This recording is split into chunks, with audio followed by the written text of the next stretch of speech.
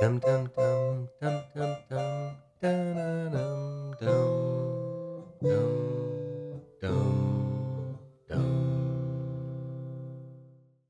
Hello there.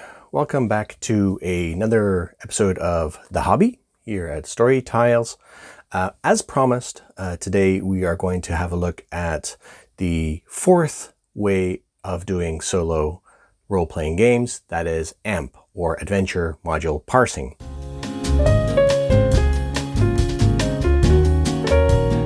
It has been a long time in the making, basically, I want to say 2 years of designing and playtesting, and there's still a lot of wrinkles to unfold here, but I'm just going to dig right into it where I am right now. I am still playtesting in Adventure, and in 5 steps, I'm going to go through what I have uncovered so far about my method, the pros and the cons, because there are pros and cons, like every system. And then we're going to look at the future of AMP and how we're going to move forward with it. Now, what are the various ways of doing solo role-playing games? Well, I've covered that in my masterclass. You can see it down below in the link. But to recap, there are 3 methods that I generalize in. There are the Choose Your Own Adventure modules. So for instance, we have 2 examples right here. They are formatted in such a manner that you have paragraphs that you go through, that you read through, and at the end of each paragraph you make a choice, or you have stats to encounter an NPC. There might even be maps in here. Oh, here's a map. And this actually is an adventure that I really much enjoyed, but it's very on rails, as solo adventures are prone to. Here's another one of the most excellent Shadows of Estrin by Agat Studios, who's also responsible for the Tainted Grail solo role-playing game, as well as many other very excellent role-playing games. And then you have solo journaling, which came quite soon thereafter. And solo journaling is a form of solo role-playing game where you really focus on storytelling. There are very low mechanics involved. Now, 1,000-Year-Old Vampire, which I've printed out myself from the PDF that I bought and decked out to look a little bit more glorious or more as an artifact of its time. You essentially get prompts and you build your own story, and from that story you create your own emergent narrative. But the problem with solo journaling is that it focuses on narrative storytelling and very little on mechanics. Now, the gameplay mechanics of solo role-playing games really came to the forefront with a lot of hex crawls and a lot of random table generator games. Here are 2 examples, for instance, from Cesar Capacle, Against the Wind, and Broken Shores from Alex T. at Black Oath Entertainment. These are, in my opinion, some of the best random table generators out there. And you can see the books usually come with very few rules, which is nice. They don't get in the way of actually getting into the flow of the narrative. But you get a lot of tables that you can generate plot content on. So these kind of games are very nice in terms of mechanical overlay, but then again, they kind of take away from the whole plotted adventure aspect of an adventure where characters and events and locations actually make sense. And that is not normally a problem, because what these games have in spades is surprise factor, discovery. These are all excellent examples, and they bring many hours of joy to many solo gamers around the world. But the issue that I had with many of these games was that they weren't balanced. They were either too much focused on rails story, or they were too much focused on the mechanical discovery of things. And so I started thinking, what if we could find a way of playing adventures that are pre-written for groups, for role-playing groups, but we play them solo. Then I came up with the idea of the Adventure Module Parser. So take an adventure. So for instance, this is the Dark Eye role-playing system. Take an existing adventure that is a group adventure and try to parse the adventure page by page, write it in a table, and have interactive elements that you can then interact with your character in the game. And everything is in system. So in this case, I would roll up a dark eye character to play this adventure out with. So it would have all the mechanics. Here he is. He's Gillian Birchwater. But the only real difference would be that instead of having a game master, a GM, that would go through the adventure beforehand and study all the adventure plot aspects, you would now have a mentor, and you would write down your own adventure as you went along. You saw probably in my masterclass video, Pirate Borg. I was going to use this as the playtesting example. Two problems with that. I was hoping to get the Cabin Fever and Down in the Deep, I think it's called, Kickstarter materials to play with. This is a book that I actually printed out from the PDF myself. I had it printed out through, I think, Lulu. But basically, it has a lot of adventures in it, and that's what I really wanted. Now, the original Pirate Borg book also came with a standard adventure in the back. There is a adventure that you can go through. So I really had no excuse to go through it. But there comes the second problem with the system, and that is that this Pirate Borg is what I call NSR. It's New School Renaissance, as opposed to OSR, which is Old School Revival. And that means that it is succinct. It has very few rules. It's somewhat based or somewhat linked back. You can trace its lineage back to old D&D, but New School Renaissance, as opposed to Old School Revival, it kind of, iterates upon that. It's a little bit more modern. It's a little bit more, again, succinct. Whereas with OSR, for instance, the Old School Essentials, they truly take the DNA from Old School D&D, and they extract from that the basic rules, and they don't expand upon it too far. OSE is the system that I went with because Pirate Borg, and that comes from Mork Borg, is really nice to play in. But if you look at the adventures, they're not written out as traditional old-time adventures that you would have. So if I, for instance, went to the very first page of the adventure, then we kind of read immediately right off the bat, it's not a typical introductory adventure. It's location guide, an NPC dossier, a sandbox, a dungeon crawl, and much more. So essentially it comes chopped up into various parts that you can get the NPCs from, you can get the locations from, the events that take place in it.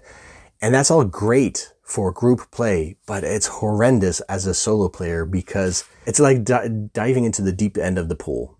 Whereas taking a basic adventure that you will see in a minute is much more wading into the shallow end of the pool because it's more linear and you can actually read chronologically from page to page to page as the adventure unfolds. Here, it's more adapted to the referential type of GMing.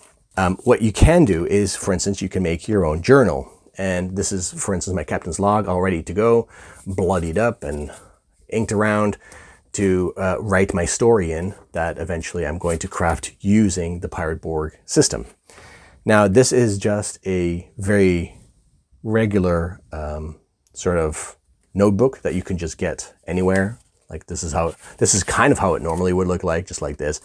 At any kind of stationery store would sell it, but then you tack some imagery on it, you write on it, you bloody it up, or you put some paint on the sides, and voila, you have a authentic artifact of the game itself, which is always good in immersive play. Now, furthermore, one more thing that I want to show you, that is bookmarks.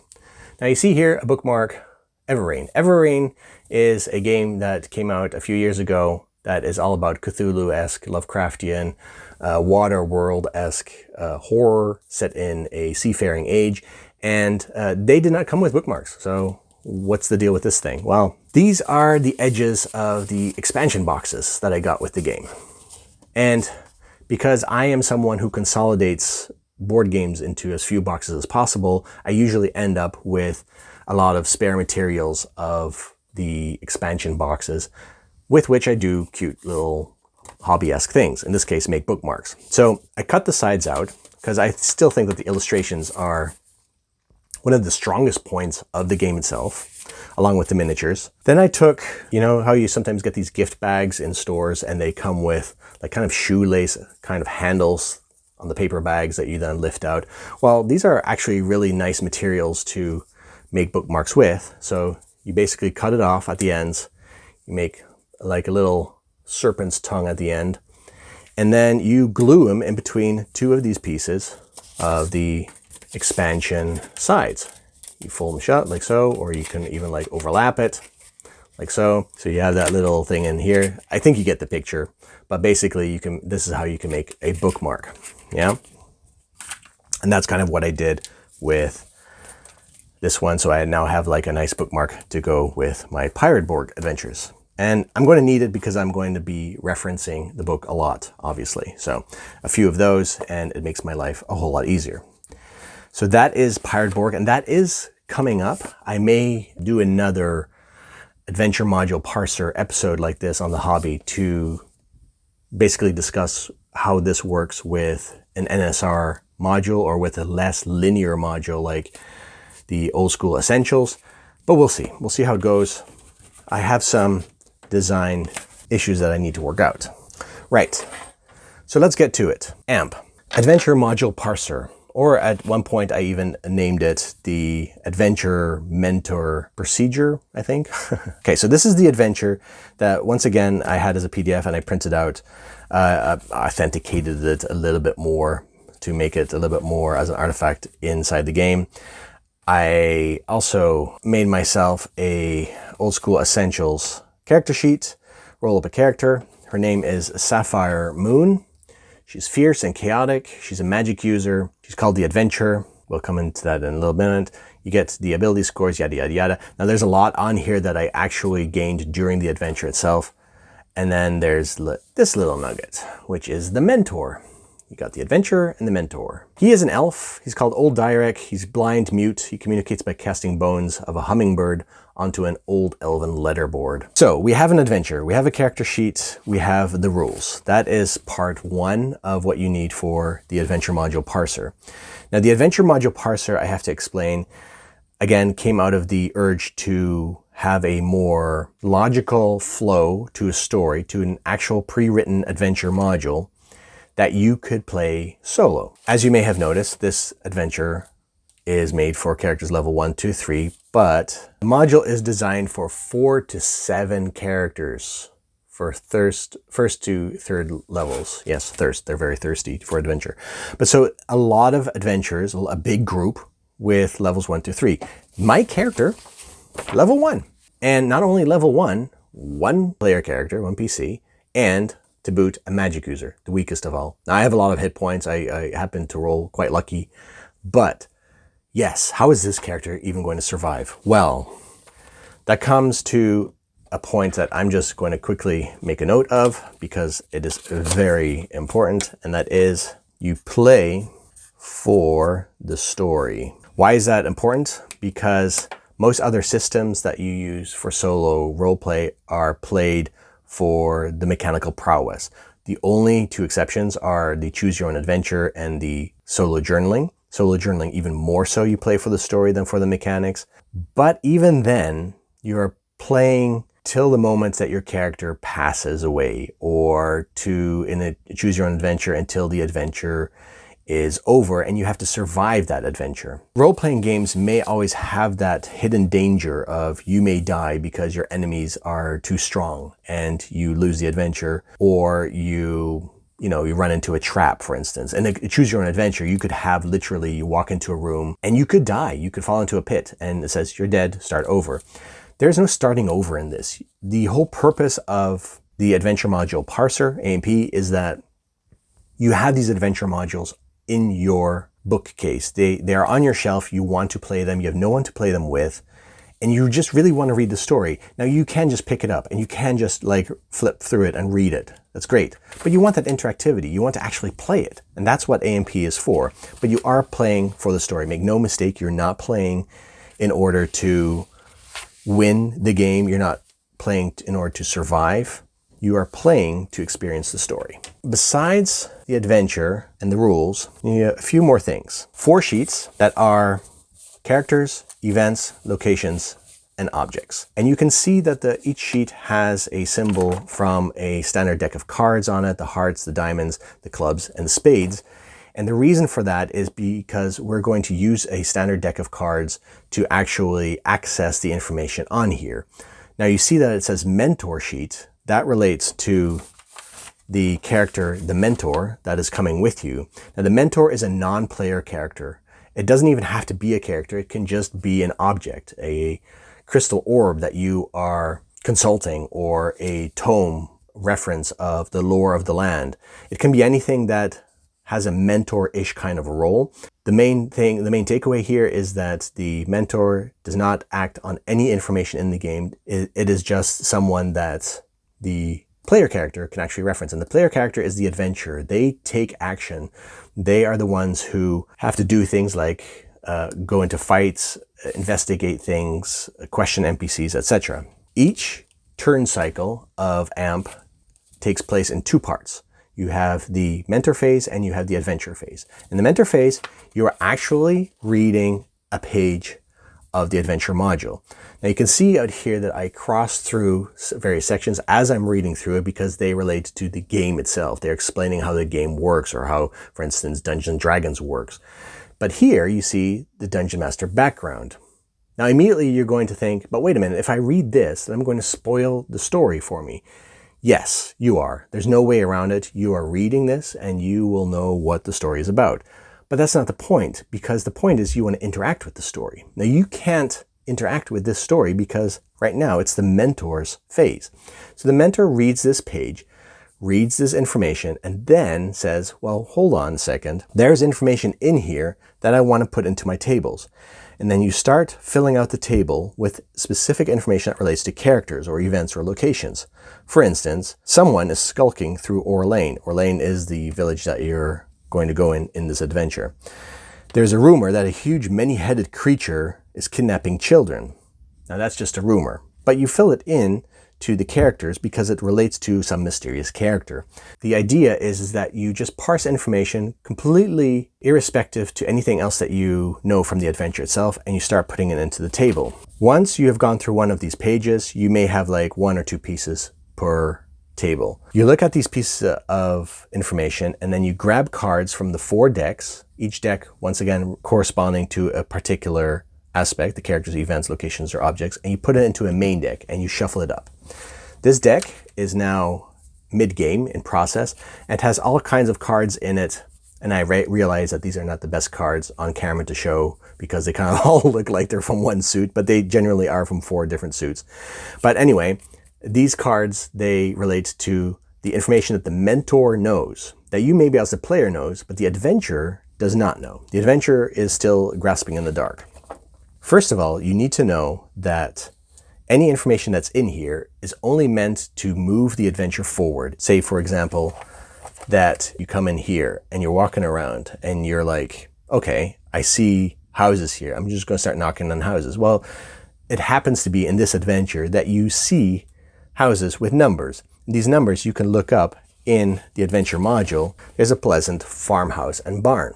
And the pleasant farmhouse and barn is on the map, so you could actually already wander over there, read the flavor text, and then decide if you want to do something or not. There's also hidden information here. Now, anything that is directly accessible, that's directly in front of you and chronologically in the order of your adventure going through the adventure, you could technically already access. Now, if it is truly something that is plot dependent, like say that the main bad guy was Hewitt Twain, and he was already in the first house, and it would be written out here. That is not something that you want the player immediately to know. A good dungeon master or game master would not tell you that information.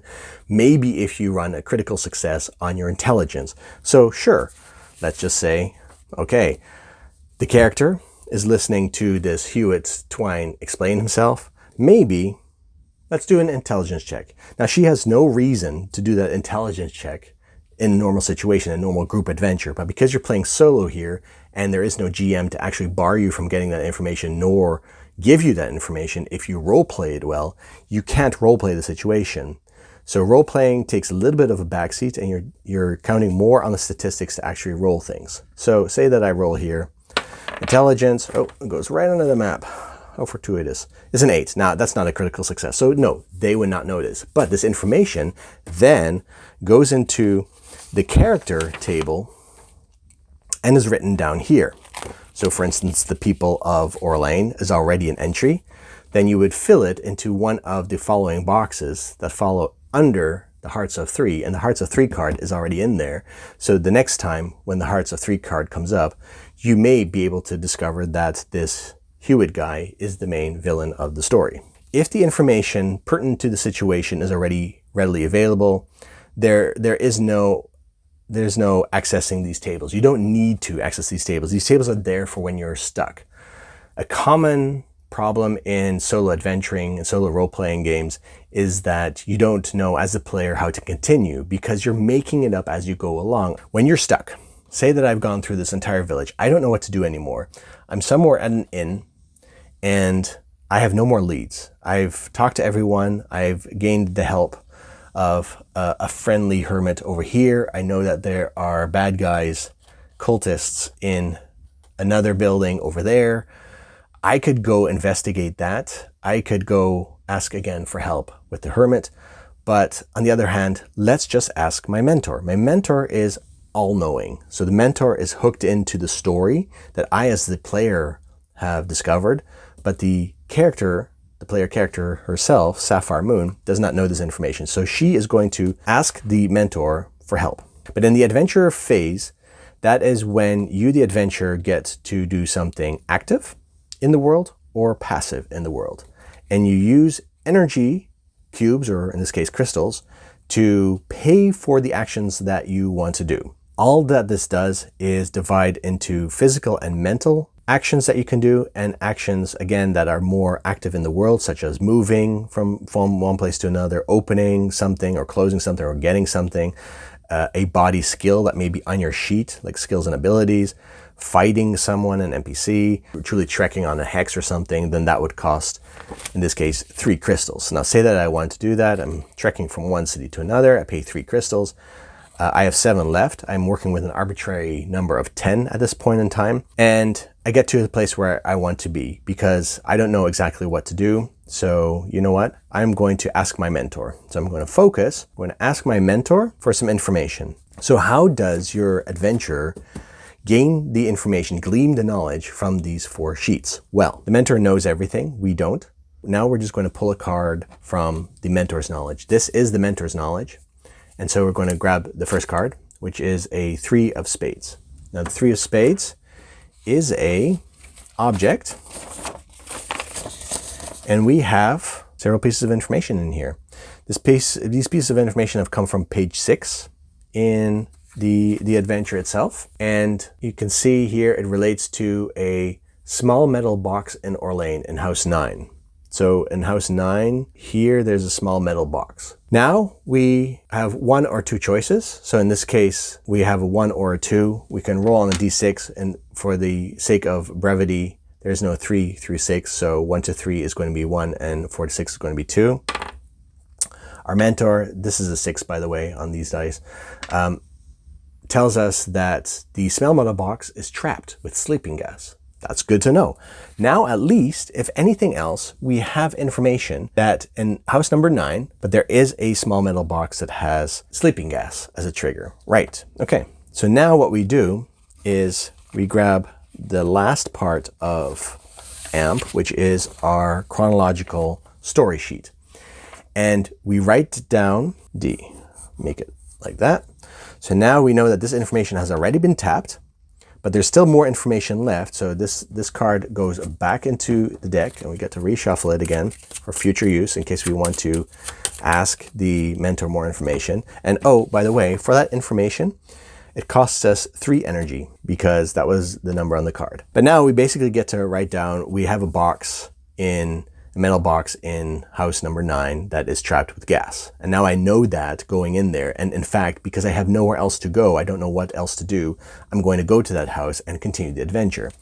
And so That's the key aspect of AMP, is that this deck, which is always available, has all the clues in it necessary for you to move on, which is great because now you're never stuck. You're always available to do stuff. And when you have used all of your cubes, you will go and sleep. You get for a full sleep, you get all your cubes back, or if you just rest, you get 3 cubes back. And that may have game effects in the game that, like, after a day or two, the cultists come back and start kidnapping more people, etc., etc. Or there are more cultists that come into town and they're here, or like some friendly little ranger comes by and he says, hey, that's my house. That's my, my strongbox that you just de-trapped and stole stuff out of. But anyway, so there's a little bit of solo adventuring in here, but these are kind of notes that you take for yourself as you go through this adventure. There is some writing down as a mentor. So you can't be adverse to writing things down, because you will have to write stuff down as you go through it. And there is a little bit of table generation as you go through it. But you can see that the main story of this adventure is kept. Like, there are bad guys in here that do certain things that relate to certain events, that come to certain locations, and it's all tied together. You don't have to do that anymore as the player yourself. Now, the main drawback, and this is where we get into the drawback of this game system, is of course that you are going to spoil everything. You're going to read through page after page, and in fact, each time when you do a passive action, your mentor phase kicks in. And so you stop your active role, your character stops, and your mentor takes over. And your mentor, that is you, the player, is reading through, making notes, and filling them into the table for the adventure to act upon. The problem is that, yes, you will spoil stuff. That's the main part. All the other systems, they work on discovery. Here you are taking a seat as the audience to an interactive story. You're interacting partially with it, but you're also just reading the story as you would with a book. And that may not be for everyone. I get that. Furthermore, how to handle NPCs, because you can't role play. Role play is a big deal in group roleplay, obviously, and that's why it's kind of a misnomer when you're solo role-playing, is that you're not actually role-playing anymore. You're kind of like playing it as a board game almost.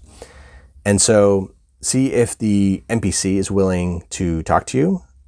They judge us basically based on maybe their wisdom score that they may have, or an intelligence score. That's fine too. And then, for instance, what I did here is I was talking to this hermit, and I knew that the hermit was going to help us, but in order to move the plot forward, it is always with the decision of moving the plot forward that you make skill checks. I had to convince him to help us. Now, first of all, he had to see if he trusted us. So I rolled a 14, and that meant that he was 2 under his wisdom score. So I gave myself a +2 bonus then on my charisma. Now my charisma, is really bad. She is not a likable character. -1 on NPC checks. So I thought, I'm not going to make this roll. I'm not going to get this guy's help. So I rolled anyway. I had a +2 bonus check from the character trusting us. I rolled, I think it was a 5. But I got a +2 is 7, -1 is 6. And that meant I succeeded with my charisma check. Yay! So I actually got the help of that character. Furthermore, and this is something that you also have to get used to, and it also leads into my next problem with AMP, is that this character, this hermit, had all these, he turned out to be a heavy-duty wizard with all these spells. And not only all these spells, all these items that they had, an elven cloak, a potion of speed, a wand of wander. Now what I do in these kind of adventures is I enable myself, because the adventure is for levels 1 to 3. I'm level 1, I'm a wizard. I'm also one character in a group adventure that handles up to 7 people. So not only do I take all the NPCs that you encounter in violent encounters, enemies, and I divide that number by 8. And if there's only like 4 enemies, I take only 1 enemy and I divide his scores or her scores by 4. So you get like really weak enemies. But the point of it is not to master, is not to conquer all these enemies. You have to like sneak around a little bit more. You have to be more careful. You have to investigate more than that you fight, which is also an aspect that I kind of like in this mode of playing. You have to gain yourself some boons. So I basically said, okay, this character, instead of wandering with us, he could wander with us, but it also says somewhere down here that he doesn't actually really want to. You can, as a party, refuse to take him with you. Then he just borrows you these things. So he borrows me the elven cloak, which causes invisibility, a potion of healing with 2 doses, great, a potion of speed, so I can rush by some enemies that I don't want to fight, a wand of wander, even greater. So this is all awesome. So I can now actually go into the den of evil and, bypass these enemies, go into the underground network and actually go to, to the dungeon level where I go through the dungeon systematically, again, following the rules and the narrative of the book. And whenever I get stuck, I gain some more knowledge from my mentor. Now, the problem with this is cheating. Cheating is a big thing in solo role-playing games in the sense that no one wants to cheat. And if you do start cheating, it's a slippery slope, because once you start cheating, you want to cheat more often. And the big problem with cheating is that it tears down the incentive to play. Because if you're just cheating all over the place and you're bypassing enemies because you have that elven cloak and you go through the dungeon and you're bypassing all the enemies there, or using a wand of wonder and blah, blah, blah, blah, then you start racing through the adventure, and before you know it, the adventure is over and you're asking, like, what is the point of these rooms? Like, why am I still playing if I'm just going through everything and just reading it like a book and nothing is actually really happening anymore? There's no tension, there's no drama.